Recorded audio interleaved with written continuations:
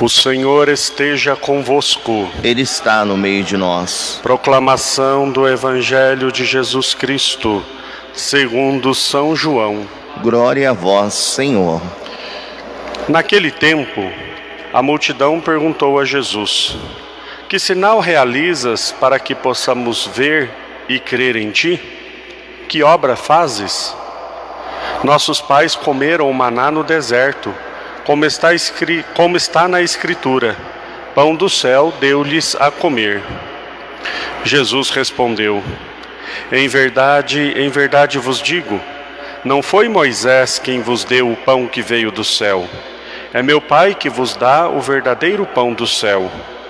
Pois o pão de Deus é aquele que desce do céu e dá vida ao mundo. Então pediram: Senhor, dá-nos sempre desse pão. Jesus lhes disse: Eu sou o pão da vida. Quem vem a mim não terá mais fome, e quem crê em mim nunca mais terá sede. Palavra da salvação. Glória a vós, Senhor.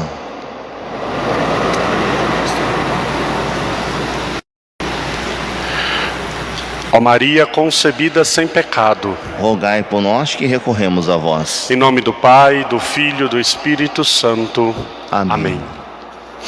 Meus queridos irmãos e irmãs, presentes aqui na nossa catedral, também aqueles que nos acompanham pelos meios de comunicação, nós continuamos ouvindo o capítulo 6 do Evangelho de São João, que é o capítulo eucarístico do Evangelho de São João.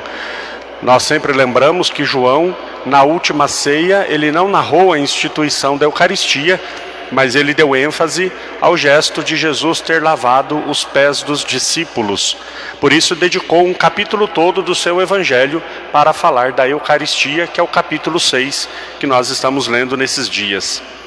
E hoje Jesus começa a falar de forma mais clara. O capítulo começa com a multiplicação dos pães, depois Jesus caminha sobre as águas, começa aos poucos, mas agora vai entrando propriamente dito naquilo que será a celebração da Eucaristia para nós.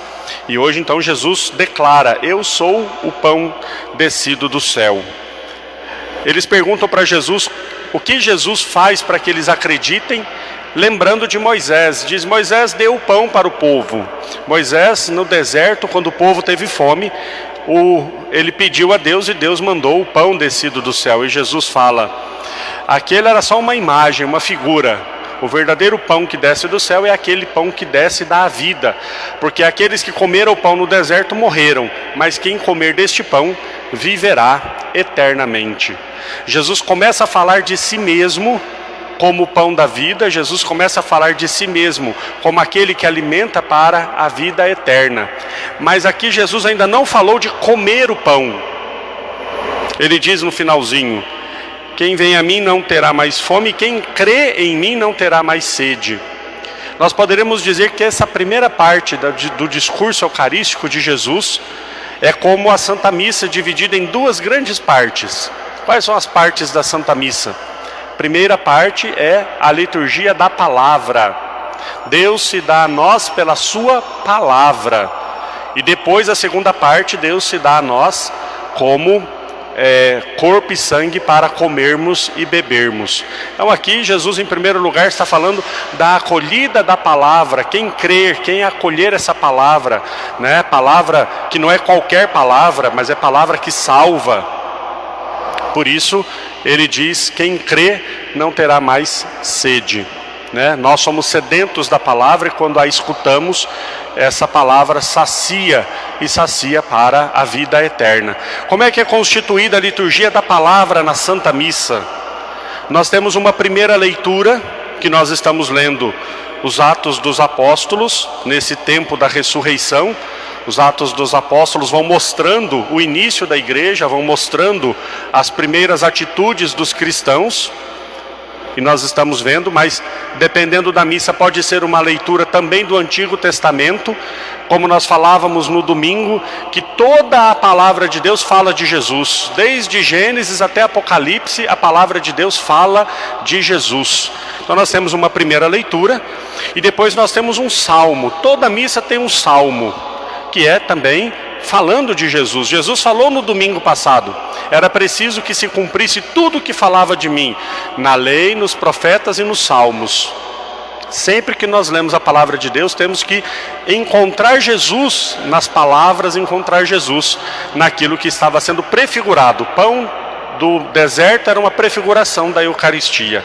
Então nós temos uma leitura do Antigo Testamento ou do Novo Testamento, depois nós temos um salmo que nós respondemos junto com quem está cantando, e aí por fim o ápice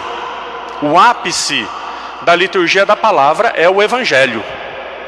O Evangelho é o ápice da liturgia da palavra. Há uma diferença muito grande, há uma diferença enorme entre uma leitura do Antigo Testamento ou do Novo Testamento e a proclamação do Evangelho. São duas coisas completamente diferentes. Por quê? Porque o Evangelho é a palavra que salva. Quando nós lemos a leitura, é a palavra do Senhor. Palavra do Senhor. Quando proclama o Evangelho, é a palavra que salva. Qual é a diferença do Evangelho? Porque é Jesus quem está falando. O Evangelho é tão importante, o Evangelho é tão mais importante que as leituras, que quem proclama o Evangelho é sempre um ministro ordenado. É um padre ou um diácono que proclama o Evangelho. Um leigo, uma pessoa faz a leitura da palavra de Deus, leitura dos Atos dos Apóstolos. O padre faz a proclamação do Evangelho de nosso Senhor Jesus Cristo. Eu não sei se vocês já viram, no domingo ou nas festas tem um livro só dos evangelhos, chama Evangeliário. Entra em procissão na missa, fica sobre o altar, porque o Evangelho é o mais importante. Quando vai proclamar o Evangelho, todos ficam de pé. Quando nós estamos fazendo a leitura, nós ficamos sentados. Quando vai fazer uma festa solene, incensa o Evangelho. Depois que o padre termina de proclamar, ele beija o Evangelho. Então aqui é Jesus falando. É completamente diferente de uma leitura dos Atos dos Apóstolos ou de algum outro livro da Bíblia, né? Então aqui Jesus está falando: quem crer nesta palavra não terá mais fome, não terá mais sede. A palavra de Deus deve alimentar a nossa espiritualidade. E nós precisamos voltar a aprender a rezar com a palavra de Deus. Na verdade, nós precisamos voltar a aprender a rezar. Nós fomos contaminados, mais ou menos dizendo assim, né? Contaminados com uma mentalidade pagã quando nós rezamos. E às vezes fica bonitinho o jeito que nós falamos, mas é uma mentalidade pagã. Como é que os pagãos rezam? Eles rezam para mudar a vontade de Deus. Rezam para mudar a vontade de Deus. E como é que os cristãos rezam? Rezam para se conformar com a vontade de Deus. Vou dar um exemplo para vocês. Eu quero muito um emprego. Eu vou pedir até Jesus me dar um emprego. Eu estou mudando a vontade dele. Eu estou mudando. E às vezes no meio da oração a gente até ainda tenta mudar e fala assim: não, mas se for da vontade dele, mas fica lá insistindo. Eu quero. Nós rezamos para mudar a vontade de Deus. Mas a verdadeira oração é a oração que muda o nosso coração e nos conforma à vontade de Deus. Foi assim que os grandes santos rezaram: Senhor, o que queres que eu faça? A oração precisa muito mais ser um momento de escuta do que de fala. Às vezes a gente vai fazer um momento de adoração e expõe o Santíssimo. Jesus fica 1 hora exposto, a gente fala 59 minutos. Aí no último minutinho a gente faz um minutinho de silêncio, guarda Jesus, põe no sacrário e acabou. Fala. Para mudar a vontade de Deus. Jesus, eu preciso disso. E ai do Senhor se não me der. Não, eu tentei muito aqui, agora eu vou em outra igreja, porque lá dizem que lá Deus escuta. Ou eu vou em outra paróquia, porque lá o padre reza diferente, aí lá Deus vai escutar. A palavra de Deus deve mudar a minha vida. A palavra de Deus deve transformar a minha vida, mudar o meu coração. Quando eu leio, por exemplo, quando eu escuto a leitura dos Atos dos Apóstolos e vejo que Estevão morreu para ser fiel a Jesus, o que isso produz em mim? Aí sim eu estou rezando com a palavra. O que isso produz em mim? O que isso muda em mim? Qual é a perspectiva que eu tenho da vida, do Evangelho e das coisas de Deus a partir da história dos grandes homens e mulheres que morreram por causa do Evangelho? E eu não estou disposto nem a ser contrariado.